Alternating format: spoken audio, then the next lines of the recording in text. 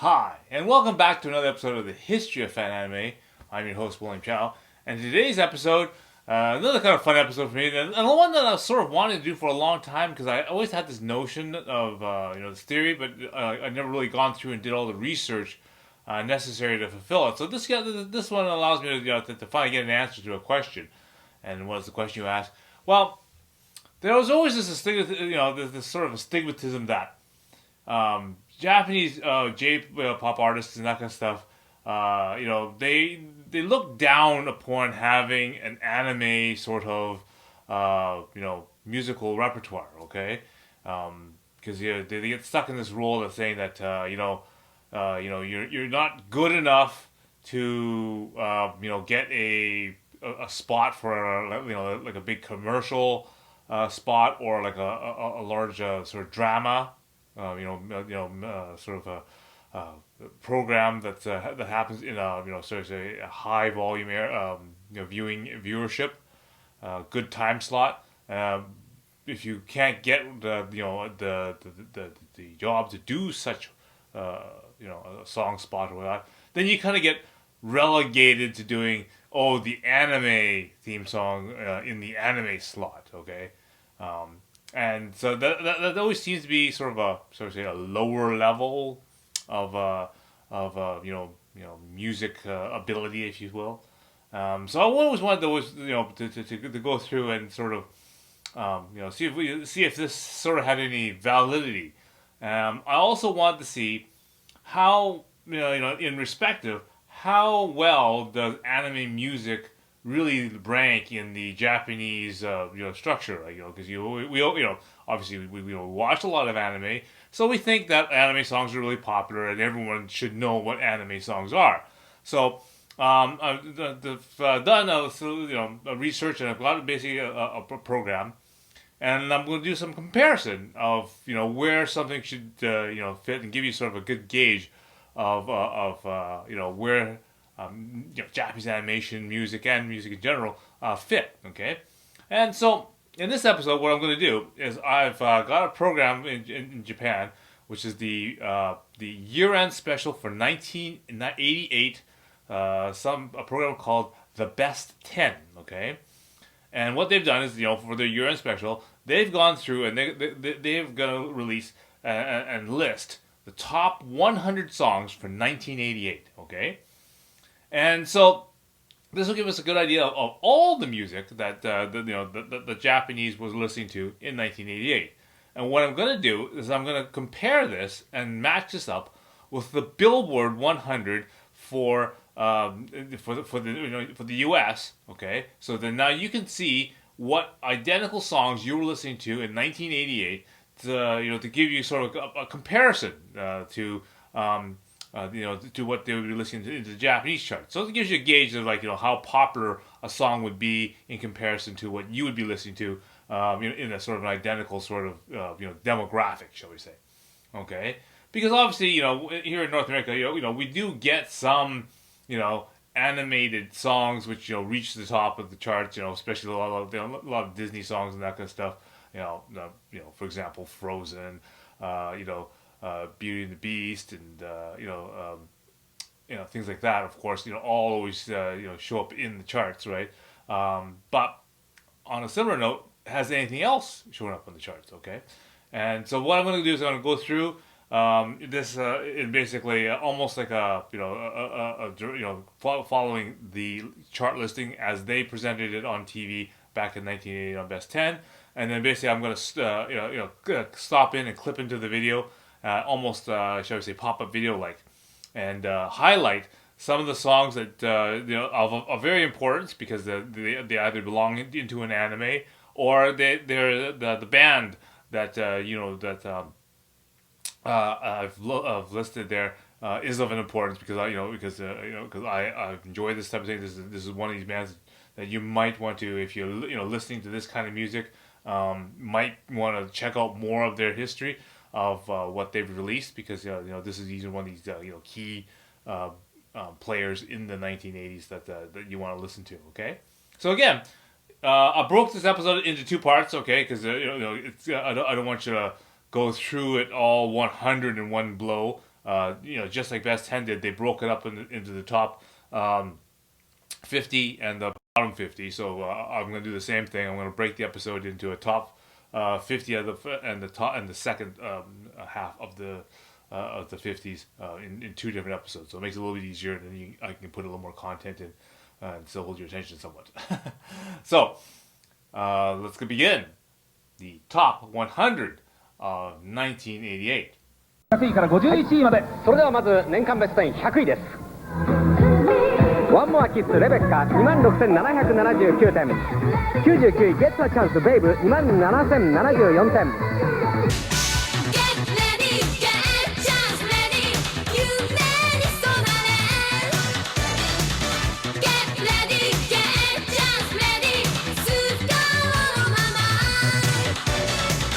98位恋するような友情渋谷対 27,192 点。97位麦わらでダンス生稲晃子 27,664 点。96位サマーキャンドルズアンリ 27,788 点。95位君の弱さ渡辺美里 28,388 点。94位ディア・アルジャノン氷室京介 28,560 点。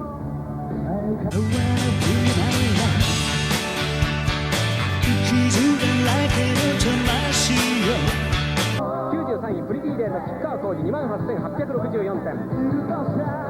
92位乱れ髪美空ひばり 29,663 点。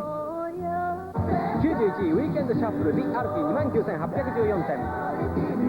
90位1月の雨を忘れない The アルフィー 37,717 点。89位共犯者矢沢永吉 37,721 点。88位悲しい気持ち桑田佳祐 31,891 点。97位アゲイン工藤静香 32,037 点。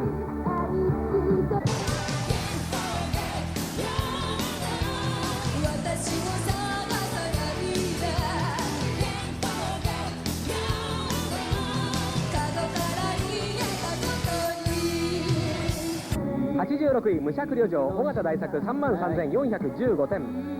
85位夢で会いましょう田原俊彦 33,425 点。84位時代薬師丸ひろ子 33,485 点。83位カモンエブリバディ TM ネットワーク 34,662 点。壊れる壊されてゆく幼い時の魔法が君には分かりかけてる臆病な自分を心を熱く震わせ。82位ハッピーアゲイン酒井紀子 34,743 点。81位微笑みに乾杯安全地帯 35,046 点。だけど思い出よりも輝いていたいから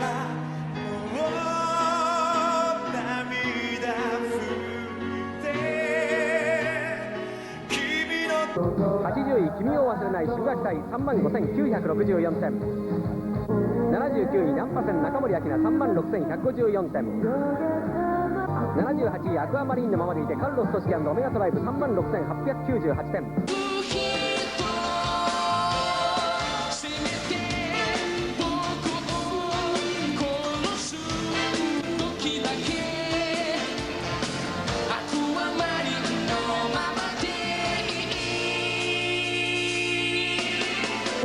77位竹尾吉幾三 37,104 点。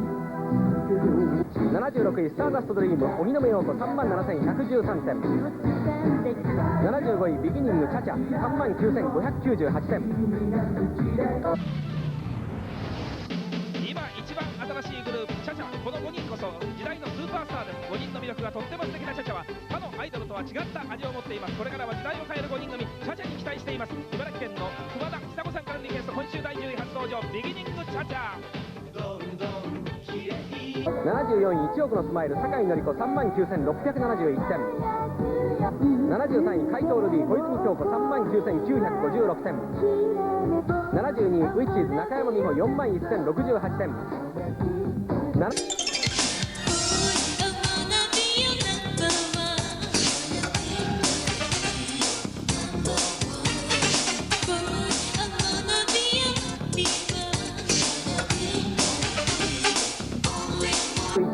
コバルトの彼方へ荻野目洋子41,178点。70位 ABC 少年隊41,730点。69位抱いてくれたらいいのに工藤静香43,358点。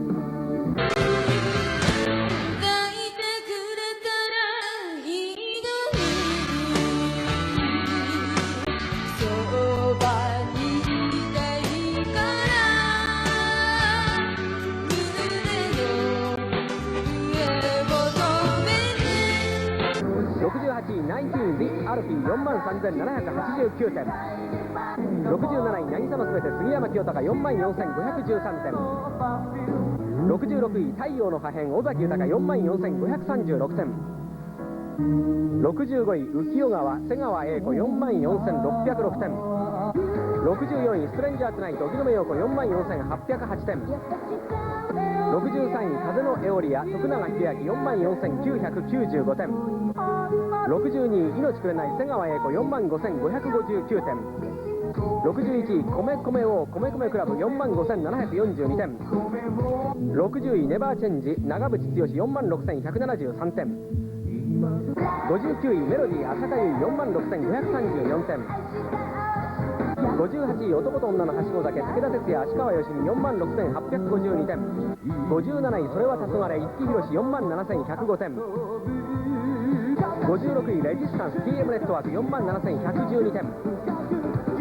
悲しみに沈む時にも強く深く君のレジスタンス抱きしめた心の地図は明日を探す君のレジスタンス足元に流れる川にどれだ55位グッドモーニングコール小泉京子47,779点。